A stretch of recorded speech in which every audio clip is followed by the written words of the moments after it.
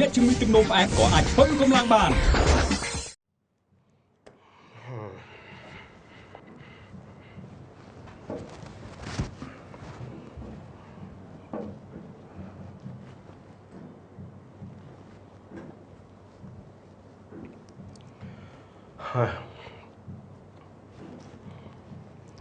លំដាប់តទៅនេះខ្ញុំបាទសូមជូនព័ត៌មានទាន់ហេតុការណ៍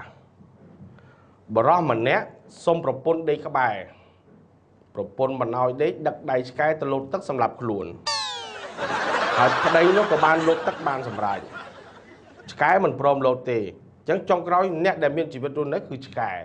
ព័ត៌មានគេយូរហើយគឺឯងមកផ្សាយទាន់ហេតុការណ៍ស្អីមានមួយទៀតមកឲ្យតាន់ទៀតណាសូមជូនព័ត៌មានទាន់ហេតុការណ៍ថ្មីមួយទៀតបរិះម្នាក់ផឹកស្រាស្វឹងជិះលូធ្លាក់កង់ជិះកង់ធ្លាក់លូចាស់យូរហើយតែឯងផ្សាយក្រោយគេវល់គឺតែមានហ្មងវាមិនអាអ្នកសរសេរនេះវិញហើយខ្ញុំបាទសូមជូនព័ត៌មានទាន់ហេតុការណ៍ថ្មីមួយទៀតតាក់ទងនឹងចរាចរណ៍មានគ្រោះថ្នាក់ចរាចរណ៍បណ្ដាលឲ្យមនុស្សស្លាប់ចំនួន25នាក់តែឥឡូវនេះព័ត៌មាននេះមិនទាន់ច្បាស់ការបើមិនច្បាស់ខ្ញុំព្រមផ្សាយដល់ផ្សាយអីវិញច្បាស់ចាំផ្សាយមិនច្បាស់កុំផ្សាយអូចិត្តតែមានយកមកផ្សាយកោវល់ស្គាល់នេះដល់ណាចុះអីគេណាអានេះកង់យកមកទុកវាយណាគេវាយអីនេះ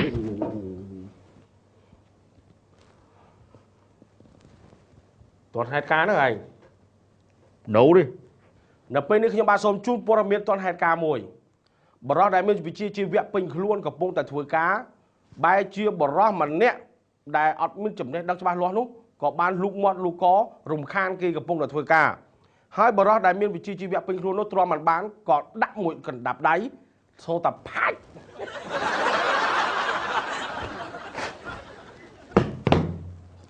យកមកតែដែរខ្ញុំវាយនេះវាយណាគេវាយអញ្ចឹង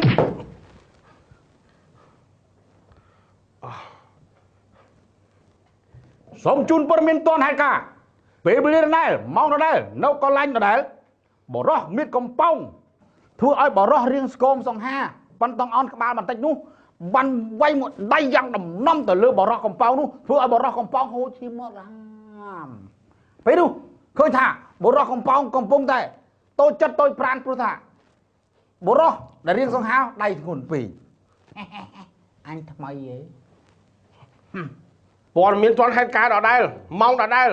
បរិះដែលមានវិជ្ជាជីវៈពេញខ្លួនមិនសុខចិត្តទេកំហឹងនឹងផ្ទុះផ្ទេឆ្វេដងហ្មង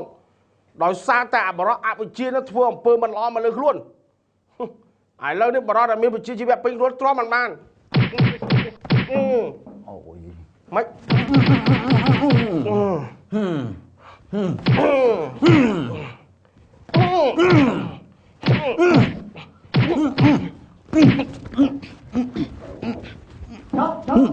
ម៉ែងមកចង់លំអញបាយងាប់អស់បាទទៅពុកលីព្រោះអានេះឲ្យមានការគេធ្វើខំគ្នានេះឯងមកព័ត៌មានចុងក្រោយពីរអ្នកនឹងប៉ូលីសនាំទៅប៉ុស្តិ៍ហើយ